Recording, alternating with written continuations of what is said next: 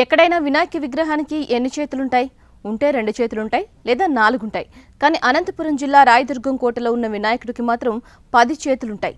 ఇక్కడి దశభుజ వినాయకుడు సతీ సమేతంగా భక్తులను అనుగ్రహిస్తున్నాడు. కుడివైపు తొండంతో ఉన్న ఈ బొజ్జ గణపయ్యకి పూర్ణ టెంకాయ సమర్పిస్తే ఏ కోరికైనా తీర్చేస్తాడట. మరి ఈ లంబోదరుణ్ణి మనము చూసొద్దామా?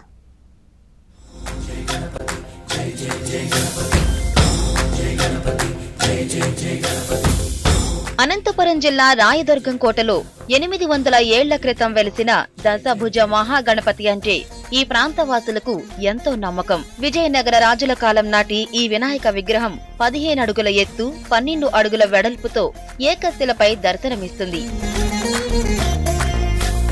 జై జై గణేశ, జై కొడత గణేశ, జయములివ్వు బొజ్జ గణేశ. ఎడమ తొడపై సిద్ధిదేవి సమేతంగా భక్తులను ఈ మహాగణపతి అనుగ్రహిస్తున్నాడు. ఇక్కడి లంబోదరుడికి 3 కన్నులుండడం ఓ ప్రత్యేకత. తొండం కుడివైపుకు తిరిగి ఉండడం మరో ప్రత్యేకత. కుడి చేత పూర్ణ ఫలము, తలపై పూర్ణ ఫలముతో వెలసిన ఈ విఘ్నరాజుకు విశేష పూజలు చేస్తున్నారు.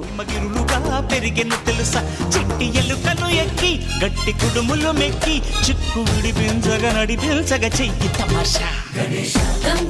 ఇటువంటి కష్టములున్నా నెరవేరుస్తున్నారు కనుక సంకష్ట వినాయకుడు అని చెప్పేసి లంబోదరుడు అని మరియు లక్ష్మీ గణపతి అని చాలా ప్రసిద్ధి చెంది సుమారు 600-700 సంవత్సరాల నుంచి ఈ దేవస్థానం పూజా పునస్కారాలు, కైంకర్యాలు శ్రీకృష్ణదేవరాయల కాలం నుండి ఇక్కడ పూజా పునస్కారాలు జరుగుతున్నాయని ఇక్కడ మనకు గ్రాంధికంగా పుస్తకాల్లోనూ గ్రంథాల్లోనూ దాన్ని నిర్ణయించినారు. ఇక్కడికొచ్చిన భక్తులు ఏ కోరిక కోరినా మహాగణపతి తప్పకుండా నెరవేరుస్తాడన్న నమ్మకం ఉంది. మనసులో కోర్కెను తలుచుకుంటూ పూర్ణ టెంకాయను స్వామివారి దగ్గర పెడితే చాలట. 21 రోజుల నుంచి 40 రోజుల లోపు కోర్కెలు తీరిపోతాయట. దక్షిణ భారతదేశంలోని విశిష్ట వినాయక ఆలయంగా పేరొందిన ఈ ఏకదంతుడి ఆలయానికి వేలాదిగా భక్తులు వస్తుంటారు.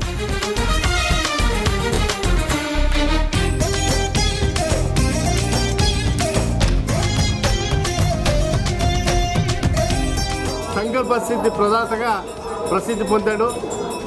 ఇక్కడ మామూలుగా ఒక ఆనవాయితీ ప్రాచీన కాలం నుంచి వస్తూ ఉన్నది.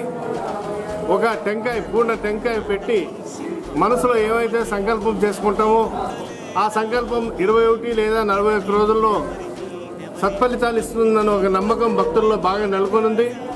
ఈ కారణంగా మన ఆంధ్ర రాష్ట్రం నుంచే కాకుండా చుట్టుముట్టు ఉన్నటువంటి కర్ణాటక ప్రాంతాల నుంచి కూడా సుదీర్ఘ ప్రాంతాల నుంచి కూడా వచ్చి ఇక్కడ తమ మొక్కుబడిని తీర్చుకుంటూ ఉంటారు. మన రాష్ట్రంలో ఎక్కడ లేదు. స్వామివారు కూడా చాలా పవర్ఫుల్.